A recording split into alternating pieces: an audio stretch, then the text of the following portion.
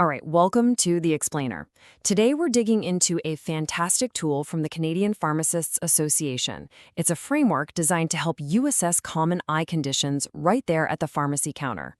Let's see how this can really sharpen your clinical decision-making. You know the scene. It's a busy Tuesday, the phone's ringing off the hop, and a patient walks up to your counter. They've got a red, itchy eye. It's probably one of the most common things you see, right? But with everything else going on, you need a solid, reliable way to assess them properly. So where do you even begin? Well, what if you didn't have to start from scratch every single time? Turns out there's a really robust, evidence-based resource from the Canadian Pharmacists Association designed for this exact situation. And listen, this is way more than just a helpful tip sheet. We're talking about a formal, peer-reviewed clinical tool. That means experts have vetted it, and it's built to bring a clear, evidence-based structure right into your daily practice. It gives you a defensible process to stand on. And the goal here is pretty simple. It's all about providing a systematic workflow. It's designed to take you from that first patient question all the way to a clear, well-reasoned clinical recommendation, and to do it with confidence. So how does it actually work? Well, the entire framework is built around a central decision-making algorithm that guides you through every single step of your assessment. What's really cool is that the whole thing hinges on this one central piece, what they call Figure 1, the assessment algorithm. You should think of it less like a checklist and more like a clinical GPS for the entire patient encounter. The workflow is super intuitive. You start your patient assessment, right? Then you follow the algorithm, which helps you narrow down the possibilities. From there, it actually branches out to a specific, detailed guideline for that condition, giving you all the in-depth info you need on red flags and treatment options. It's a really clean path from assessment to action. So where does this clinical GPS actually take you?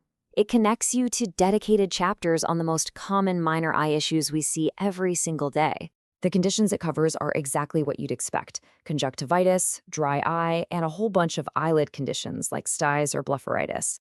But what I find really useful is that it also includes guidance on things like lice and scabies that can affect the eye area. Each one is linked directly from that main algorithm, so you get the right info at exactly the right time. Okay, this next part is absolutely crucial. Like with any clinical tool, we have to understand its limits. The CPFA is very, very clear about our professional responsibilities when we use this framework. Here's the bottom line, and it's a big one. This document is a guide. It is not a substitute for your professional judgment. At the end of the day, the responsibility for patient care is on you, the pharmacist. This tool is here to support your decisions, not make them for you. The CPHA also lays out a few other ground rules. First, it's for clinical use only. It's not for patients to self-diagnose. But maybe the most important warning here is about printing it out. We all know how fast clinical information can change, and a piece of paper can become outdated almost instantly. Let's make this real. The source document was last updated a few years back. So even if you printed it yesterday, can you be 100% sure it's still the most current guideline for every single condition today? Probably not. The takeaway is non-negotiable.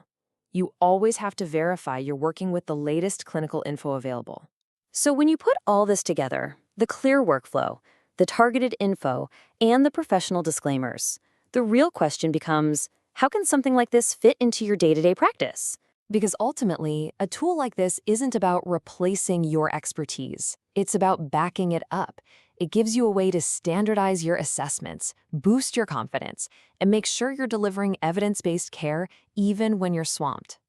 So the real question to ask yourself is, what's one part of your patient assessment that could be made just a little bit easier with this kind of structure?